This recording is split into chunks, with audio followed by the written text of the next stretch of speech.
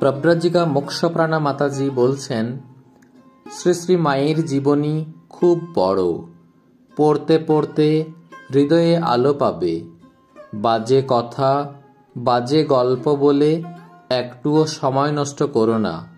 মায়ের জীবনী খুব নিষ্ঠা ও ভালোবাসার সাথে পড়বে। প্রাত্যহিক কাজ যা করার তা নিশ্চয়ই মন দিয়ে করবে, কিন্তু সেটা যেন তোমার সর্বসত্তাকে হরণ না করে। অন্তরে অন্তরে যোগ রাখবে, খুব আনন্দে থাকবে।